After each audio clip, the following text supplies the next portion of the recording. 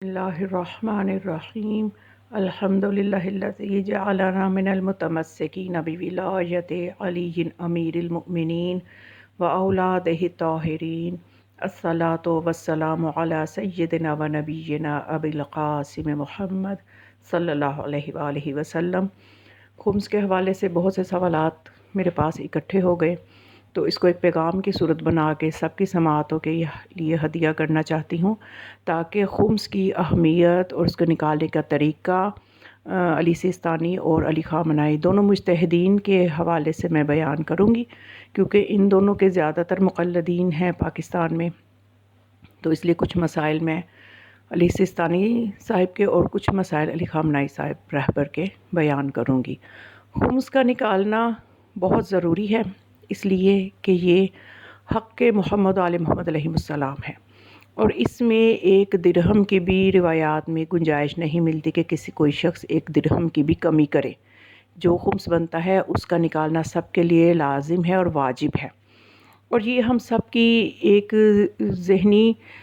جو ہے سمجھ لیجئے کہ ہماری ایک مس انڈرسٹینڈنگ ہے کہ ہم میں سے بعض افراد یہ سمجھتے ہیں کہ شاید خمس نکالنے سے مال کم ہو جاتا ہے۔ ایسا ہرگز نہیں ہے۔ قرآن و سنت کی روشنی میں جو نتیجہ میں آپ کے سامنے پیش کروں تو وہ یہ ہے کہ خمس نکالنے سے مال میں برکت آتی ہے اور مال کی حفاظت ہوتی ہے، کیونکہ اس کی حفاظت کا وعدہ خود معصومین لیتے ہیں۔ اور میں نے آج تک کبھی کسی ایسے بندے کو نہیں دیکھا یا کسی ایسے مومن اور مومنہ کو نہیں دیکھا جو یہ مجھے کہتی نظر آئے کہ میں نے خمس نکالا تو میں فقیر ہو گئی۔ ایسے ہی لوگ ہمیشہ مجھے نظر آئے جنہوں نے یہ کہا کہ ہم نے جب خمس نکالنا شروع کیا ہمارے مال میں برکت آ گئی، اور اس مال کی حفاظت کے لیے بھی ہم بے نیاز ہو گئے۔ وہ اللہ کی حفاظت میں ہوتا ہے، اور یہ جو ہے کسی بھی چیز کا یا رقم کا جو خمس ہے وہ ایک ہی مرتبہ نکلتا ہے، اور دوبارہ چاہے وہ سالوں بھی رقم پڑی رہے تو اس پہ خمس نہیں ہوتا۔ اور اس کے علاوہ یہ کہ خمس جو ہے اس کی اہمیت کے پیش نظر ایک روایت ہے جو میں بیان کرنا چاہتی ہوں کہ زرارہ نے امام محمد باقر علیہ السلام سے یہ روایت کی ہے کہ آپ علیہ السلام نے یہ فرمایا کہ ان کے جد امیر المؤمنین علی علیہ السلام نے یہ فرمایا کہ ان لوگوں کے لیے یعنی شیعوں کے لیے خمس کو حلال کر دیا ہے تاکہ ان کی ولادت پاک رہے، یعنی جو افراد خمس نکالتے ہیں ان کی نسلیں بھی پاکیزہ ہوتی ہیں، کیونکہ وہ جو اپنی اولاد کو کھلائیں گے پہنائیں گے وہ غصبی نہیں ہوگا، اور جس مال میں سے خمس نہیں نکلا ہوتا وہ غصبی شمار ہوتا ہے۔ اور دیکھا گیا ہے کہ لوگ زیارات حج کر آتے ہیں لیکن اتنا نالج نہیں ہوتا کہ وہ کس پیسے سے کر رہے ہیں، وہ اس پہ خمس تو نہیں بنتا تھا، پھر ان کی اتنی محنت اور پیسہ لگانا کس کھاتے میں جائے گا۔ یہ سب چیزیں سوچنی چاہیے کہ ہمیں جو زیارات کرتے ہیں یہ سب ان چیزوں کو کن پیسوں سے کر رہے ہیں، یا جس جگہ پہ جس گھر میں رہ رہے ہیں جس زمین پہ نماز پڑھ رہے ہیں وہ غصبی نہیں ہونی چاہیے۔ تو وہ غصبی کا صرف یہ مطلب نہیں ہے کہ کسی سے چھینی ہوئی، اگر اس کا خمس نہیں نکلا ہوا، اس لباس کا خمس نہیں ہے جس میں نماز پڑھی جا رہی ہے، حتیٰ کہ مسائل میں ہے کہ کفن تک کا خمس نکالنا چاہیے، اگر وہ پڑا ہوا ہے تو مخمس پیسوں سے بنا کے رکھنا چاہیے، جیسے کہ مستحب ہے نا اپنی زندگی میں کفن تیار کر کے رکھنا، تو وہ بھی مخمس پیسوں سے ہونا چاہیے۔ تو اس کے مسائل جو ہیں بہت مشکل نہیں ہیں، لیکن یہ ہے کہ توجہ کی ضرورت ہے۔ تو جیسا کہ معصوم فرماتے ہیں کہ ولادت پاک رہنے کا ذریعہ جو ہے یہ خمس ہے، یعنی جو افراد خمس نکالتے ہیں وہ خود بھی پاکیزہ ہوتے ہیں، ان کی نسلیں بھی پاکیزہ ہوتی ہیں، کیونکہ انہوں نے اپنی اولاد کو جو ہے وہ غصبی نہیں کھلایا ہوتا نہ ہی پہنایا ہوتا ہے۔ پھر ایک اور روایت میں امیر المومنین نے ارشاد فرمایا کہ لوگ اپنے پیٹ اور اپنی شرمگاہوں میں مبتلائے ہلاکت و عذاب ہیں، اس لیے کہ یہ لوگ ہمارے حق کو ادا نہیں کرتے، مگر آگاہ رہو ہمارے شیعہ اور ان کے اولاد کے لیے اس کی اجازت ہے۔ یعنی یہ الشرائع میں یہ روایت موجود ہے، تو اس میں یعنی امام فرماتے ہیں کہ خمس جو ہے وہ نکالے گا ہی وہی جو ہمارا شیعہ ہوگا، اور ہمارے شیعوں کے لیے حلال ہے، چونکہ خمس جو ہے یہ غیر شیعہ غیر مومن کے لیے نہیں ہے، یہ سادات کا حق ہوتا ہے اور مال امام ہوتا ہے، اور مال امام جو ہے وہ اس کے پھر مختلف مصارف ہیں جو انشاءاللہ میں ذکر کر دوں گی۔ تو اس کے علاوہ یہ کہ ایک اور روایت میں امام جعفر صادق علیہ السلام نے جو داود رقی سے ان کا بیان ہے کہ میں نے ابو عبداللہ امام جعفر صادق علیہ السلام کو فرماتے ہوئے سنا، وہ فرما رہے تھے کہ تمام کے تمام لوگ ہماری ظلم سے چھینی ہوئی چیز سے زندگی بسر کر رہے ہیں، لیکن ہم لوگوں نے اپنی شیعوں پر اسے حلال کر دیا ہے۔ یعنی جو عمومی لوگ ہیں جو زکوٰۃ پہ تو زور دیتے ہیں لیکن خمس سے غافل ہیں، حالانکہ اس کے بارے میں قرآن میں واضح آیات اور حکم موجود ہے اور روایات میں بھی موجود ہے۔ تو جو لوگ امت محمد ہونے کے باوجود خمس نہیں دیتے، ان کے حوالے سے مولا فرماتے ہیں کہ وہ ہماری ظلم سے چھینی ہوئی چیز پہ زندگی بسر کر رہے ہیں، لیکن ہم نے اپنے شیعوں کے لیے اس کو حلال قرار دیا ہے، کیونکہ شیعہ جو ہیں وہ خمس نکالیں گے، ہمارا جو حق ہے وہ ادا کریں گے۔ یہ مفہوم ہے امام علیہ السلام کا کہ وہ چونکہ ہمارے حق کو ادا کرنے والے ہیں، اس لیے ان کا اس زمین پہ چلنا پھرنا اور یہ اپنے امور جو ہیں زندگی کے جو اخراجات ہیں وہ حلال طریقے سے چلائیں گے، اور جو لوگ اس چیز پہ کو ادا نہیں کرتے، ظاہر ہے کہ وہ حق غصب کر رہے ہیں محمد و آل محمد علیہ السلام کا۔ تو اس طرح سے، اور یہ خمس جو ہے اس کا سبب کیا ہے، یعنی اس کا سبب جو ہے وہ کیا ہے، کیوں یہ نکالا جاتا ہے، تو اس سلسلے میں بھی امام جعفر صادق علیہ السلام کا ارشاد ہے۔ آپ علیہ السلام نے فرمایا کہ میں تم لوگوں سے درہم قبول کرتا ہوں، حالانکہ میں اکثر اہل مدینہ سے زیادہ دولت مند ہوں۔ یعنی امام فرماتے ہیں کہ میرے پاس دولت کی کمی نہیں ہے، لیکن میں خمس لیتا ہوں، تم لوگوں سے اکٹھا کرتا ہوں، تو وہ کس لیے کرتا ہوں، اس کا سبب صرف یہ ہے کہ میں چاہتا ہوں کہ تم لوگ پاک رہو۔ یعنی تم لوگ اپنے مال سے خمس نکالو گے، تمہارے مال پاک و پاکیزہ ہوں گے، پاک و پاکیزہ مال کھاؤ گے تو خود بھی پاک و پاکیزہ رہو گے۔ اور امام علیہ السلام وہ جو سارا خمس تھا وہ مستحقین میں تقسیم فرماتے تھے، تو وہ اپنی ذات کے لیے نہیں لیتے تھے، وہ انہوں نے تو دنیا کو ایک سسٹم متعارف کروانا تھا کہ کس طرح سے اصل جو حقیقی اسلام ہے اس کا نظام کیا ہے اور اس پہ کیسے عمل پیرا ہونا ہے۔ تو بہرحال یہ تھی خمس کے حوالے سے کچھ روایات کہ ہمیں خمس کی اہمیت کو سمجھنا چاہیے اپنی زندگیوں کو پاک و پاکیزہ کرنے کے لیے۔ تو یہ کوئی بہت زیادہ مقدار میں بھی نہیں نکالنا ہوتا، 5واں حصہ، ایک مثال اگر کسی کے پاس 100 روپے ہیں تو اس میں سے 20 روپے خمس نکلے گا۔ اور اس کا ایک تو طریقہ یہ ہے کہ یہ جو ویسے خمس جو ہے یہ کاروبار اور روزگار کے حوالے سے میں صرف بیان کروں گی تاکہ زیادہ مسائل میں نہ جاؤں، کیونکہ جن چیزوں پہ خمس واجب ہے وہ باقی وہ چیزیں ہیں جو عموماً ہم سے، ہمارے معاشرے میں جو ہے وہ عمومی افراد سے ان کا کوئی تعلق اتنا نہیں ہے، یعنی جیسے حرام مال حلال سے مل جائے اور پھر اس کا بھی خمس نکالنا ہوتا ہے، یا 7 مصرف ہیں اس کے، مصرف نہیں مطلب 7 چیزیں ہیں خمس جن پر واجب ہے، وہ کل 7 چیزیں ہیں۔ تو مصرف تو وہ ہے نا کہ جن پہ اس خمس کو اس کو خرچ کرنا ہے۔ تو بہرحال زیادہ تر لوگوں کا جو واسطہ ہے وہ اسی قسم سے ہے کہ کاروبار اور روزگار میں سے کیسے خمس نکالا جائے۔ تو اس کے لیے یہ ہے کہ پورا سال انسان خرچ کرے، سال کے بعد اس نے خمس کی ایک جو تاریخ معین کی ہو، اس تاریخ کے اوپر وہ دیکھے کہ سالانہ خرچے کے بعد اس کے پاس بچت کیا ہے، اس بچت کا 5واں حصہ دینا ہے۔ اگر وہ بچت 100 روپیہ ہے تو 20 روپے خمس ہوگا، 80 روپے اس کے چاہے سالوں بھی پڑے رہیں گے ان پہ دوبارہ خمس نہیں ہوگا۔ اگر 1000 روپیہ ہے تو اس پہ 200 روپیہ خمس ہوگا، یعنی 5واں حصہ ہے جو ایک دفعہ ہی نکلتا ہے کسی بھی چیز کا یا رقم کا، یا کوئی زمین خریدی ہے تو اس کا بھی اگر غیر خمس کے پیسوں کی خریدی ہے تو اس کی رقم کا 5واں حصہ۔ تو خمس جو ہے وہ 5واں حصہ اس چیز کا بھی دیا جا سکتا ہے اور اس کے 5ویں حصے کی قیمت بھی دی جا سکتی ہے۔ تو اور اس کے علاوہ یہ کہ خمس جو ہے یہ اسی طرح سے واجب ہے جس طرح سے کہ نماز روزہ حج واجب ہیں، باقی چیزیں واجب ہیں، لیکن ہمارے معاشرے میں چونکہ اتنی اس طرح حوالے سے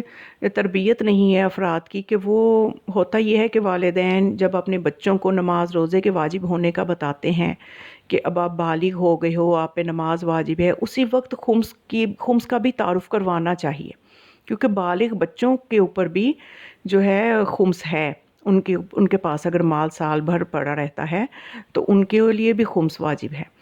تو اب جس طرح سے بچوں کو نماز روزے کی اہمیت بتائی جاتی ہے، خمس کے بارے میں بھی بتانا شروع کر دینا چاہیے کہ وہ ان مسائل سے آگاہی حاصل کریں اور ان کے لیے بہت سارا خمس کبھی اگر وہ نہیں نکالے تو اکٹھا نہ ہو جائے۔ اور ہمارے ہوتا عموماً یہ ہے کہ لوگوں کو کئی سال تک جب نئی موٹیویشن ہوتی نہیں نکالتے خمس، پھر کئی سالوں کے بعد کوئی ایسا لیکچر سنا، کوئی ایسی تقریر سنی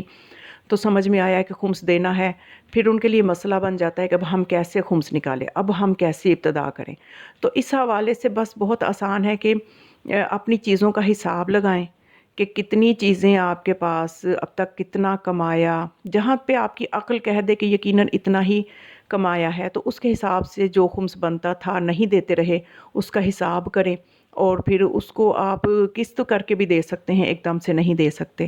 تو اپنا جو جن کی آپ نے تقلید کی ہے ان کے جو بھی وکیل ہوں اس علاقے میں، ان سے رابطہ کر کے مفاہمت بھی کر سکتے ہیں کہ میرے یہ حالات ہیں اور میں نے اتنے عرصے سے خمس نہیں نکالا، میرا وظیفہ کیا بنتا ہے، میں کتنی قسط مقرر کر سکتا ہوں۔ پھر اس میں سے آدھا مال امام ہوتا ہے، آدھا مال سادات ہوتا ہے، تو جتنا بھی خمس ہوتا اس کے 2 حصے ہوتے ہیں۔ تو اس سلسلے میں جو ہے مال امام اور مال سادات جو ہے، مال سادات تو اپنی مرضی سے بھی آیت اللہ سیستانی صاحب جو ہیں ان کے مطابق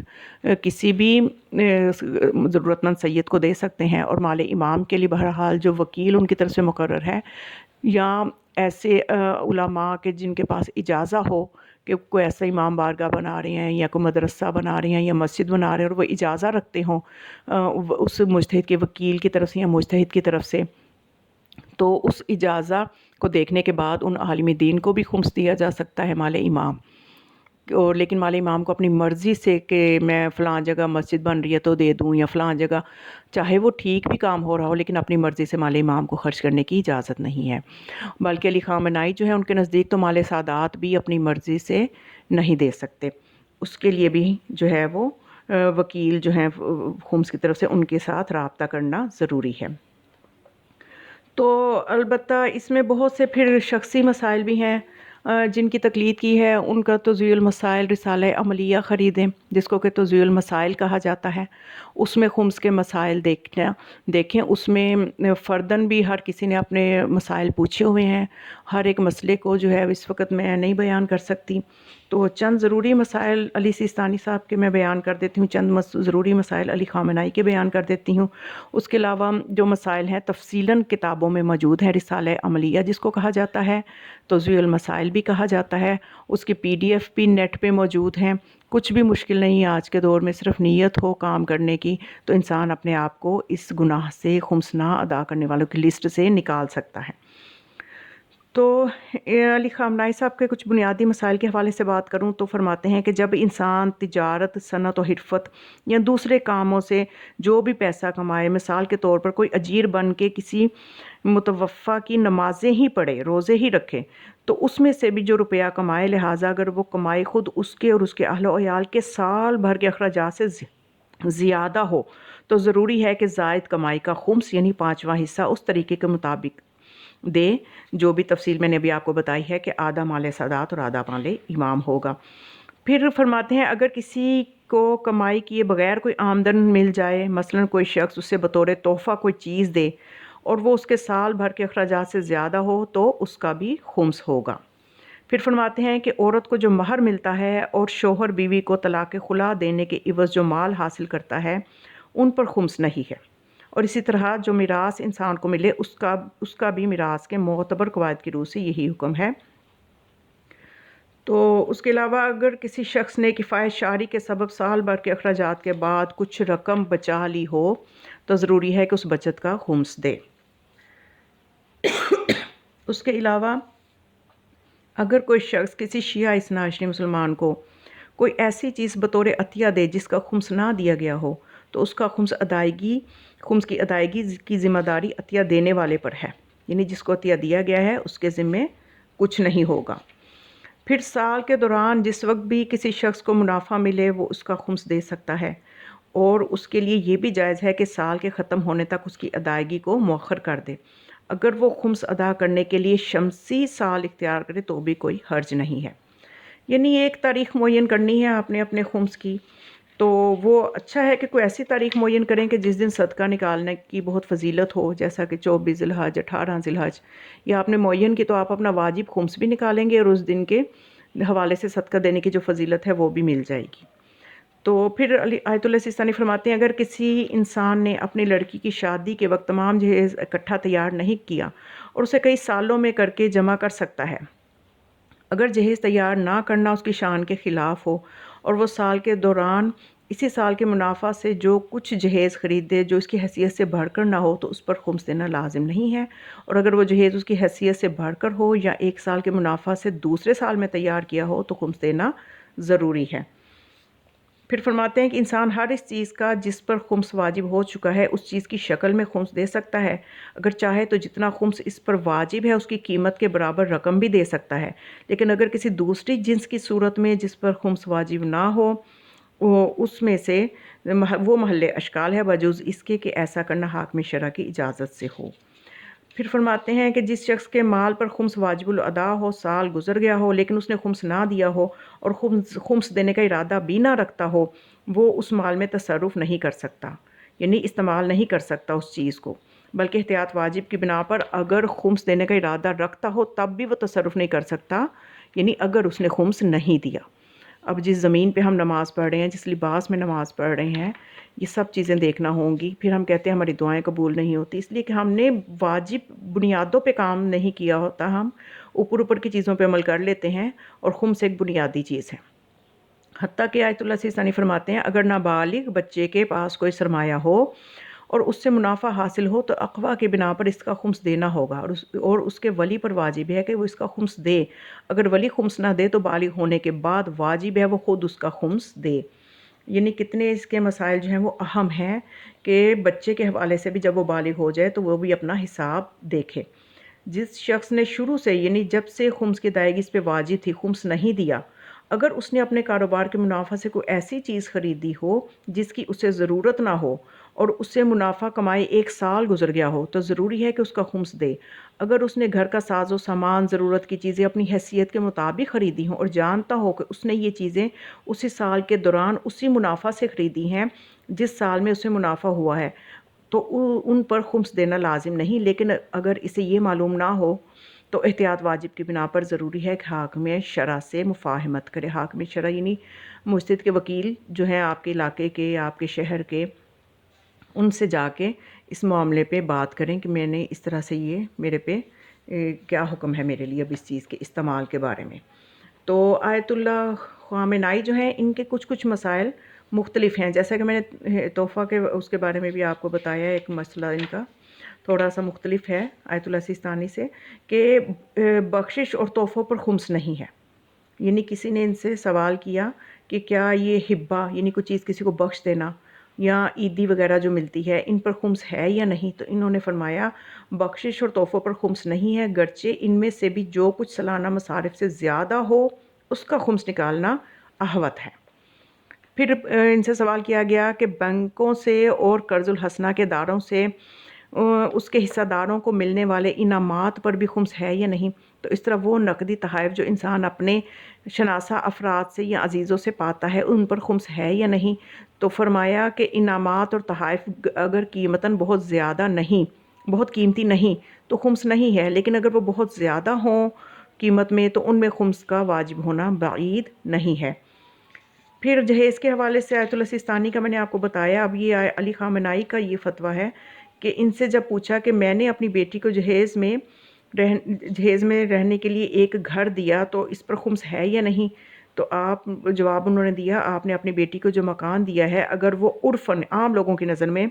مناسب حال ہے تو آپ کو اس کا خمس دینا واجب نہیں ہے۔ پھر میراث کے معاملے میں سوال ہوا کہ اگر میراث ملے بیٹے کو باپ سے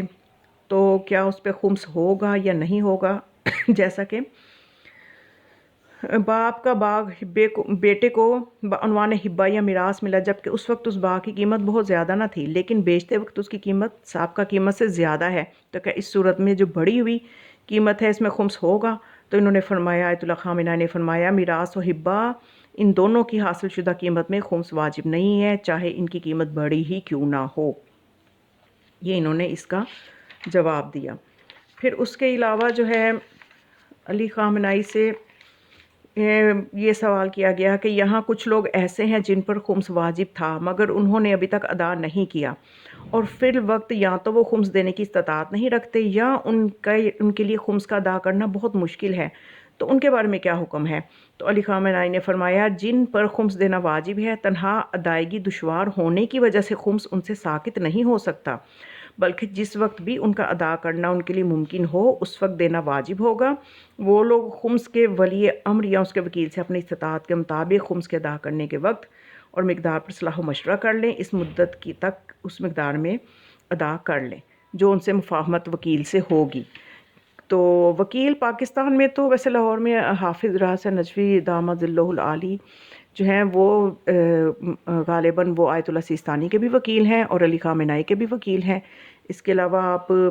جو ہے مزید سرچ کر سکتے ہیں کہ جن کی آپ نے تقلید کی ہے ان کے وکیل کون ہیں، اور ان سے آپ اپنے معاملات خمس کو جا کے ڈسکس کر سکتے ہیں۔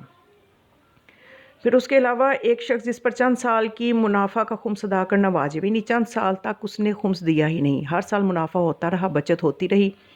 سال کے اخراجات کے علاوہ جو بچت تھی وہ ہوتی رہی، کیونکہ بچت پر ہی خمس ہوتا ہے۔ تو اب وہ نہ اس نے نہیں دیا، لیکن ابھی تک اس نے خمس کے عنوان سے کچھ بھی ادا نہیں کیا، اور اس پر کتنا خمس نکالنا واجب ہے اور یہ بھی اس کو یاد نہیں ہے، تو وہ خمس کی ادائیگی سے کیسے سبکدوش ہو سکتا ہے۔ تو علی خامنہئی نے فرمایا ضروری ہے کہ وہ اپنے ان تمام اموال کا حساب کرے جن میں خمس واجب ہے اور ان کا خمس ادا کرے، اور مشکوک معاملات میں حاکم شرع یا اس کے وکیل سے مصالحت کرے، تو یہی کافی ہے۔